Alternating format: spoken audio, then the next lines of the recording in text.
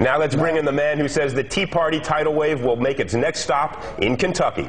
That's Republican Senate candidate Dr. Rand Paul. Dr. Paul, thank you for joining us. And how do you feel about tomorrow's race? You're up by 10 points, I hear, but what's the dynamic you sense out there in the street? Well, everywhere I go across Kentucky, bigger and bigger crowds. Tea Party movement is enormous here in Kentucky. People are tired of basically the career politicians. We're tired of the spending.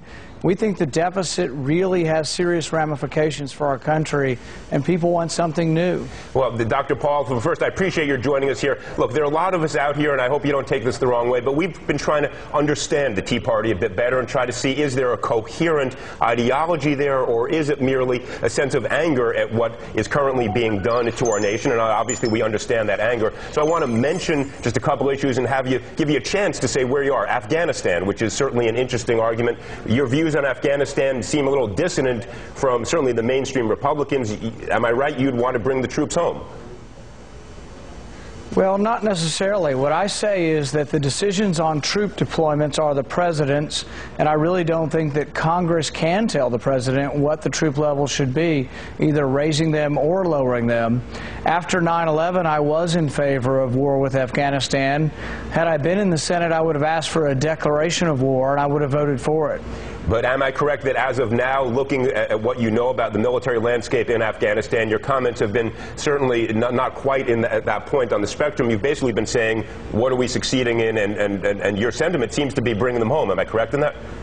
I'm not trying to argue with you. I'm just trying to make sure we understand where you are on this. My sentiment is to ask some tough questions. I have asked some tough questions in this campaign about, do we want to pay the Taliban to put down their weapons? I have Marines who are friends of mine here in Kentucky and say, look, we were trained to take away the weapons from the enemy, but not to pay for them. I don't like the fact that we're paying the Taliban during the daytime, and at night they're still setting IEDs that blow the limbs off of our soldiers. A lot of our soldiers don't like that either, so I don't like a policy that pays the Taliban. But actually determining on the ground what we do is really performed by our generals and by our commander-in-chief. Your views on this... Congress...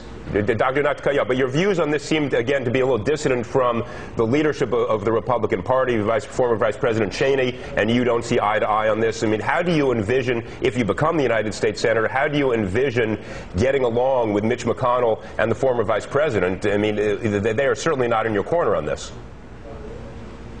Yeah, Senator McConnell is working for my opponent in the primary, but I've said repeatedly I will work with him. We're going to a unity rally on Saturday after our victory tomorrow. There are some things that we agree on. You know, I think Senator McConnell has been very principled in opposing McCain-Feingold. He fought it through the courts. I agreed with him. When the Supreme Court ruled against McCain-Feingold, I called up Senator McConnell to compliment him. So I think there are many areas we can agree on, and there's some we won't. But I think Kentucky wants two senators, not one. Doctor, to cut you off, just because we have limited time, I want to raise this other issue. Where do you stand on the current financial re-regulation proposals coming to a vote sometime in the next couple days, we think? Would you vote for any iteration of the bill that is currently on the Senate floor, with or without some of these amendments? Do you think you could support that? No, and I don't think we should have government more involved with bailing out big business, and I don't think it's a good idea to tell business they have the backstop of the taxpayer if they fail in their decisions. So I'm not for bailing out I big agree with you. Again, Doctor, I'm cutting you short only because time is so limited. I agree with you on that. The bailouts long-term are a bad business model to embrace. The question is, had we not done something to resuscitate the financial system a year and a half, 2 years ago, don't you think we would have gone over the cliff and actually had a full-scale depression?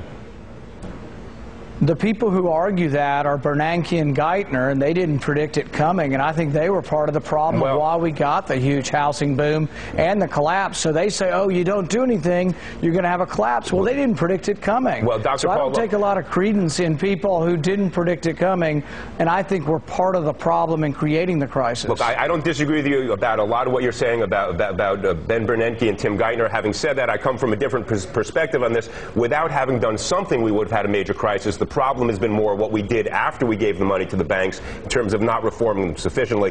Anyway, let me say this. Doctor, good luck tomorrow. I know tomorrow is going to be an exciting day. Election day is get your heart beating faster. And good luck, if I'm allowed to say that, and hope to talk to you more down the road. Coming up here on the Dylan Ratigan Show.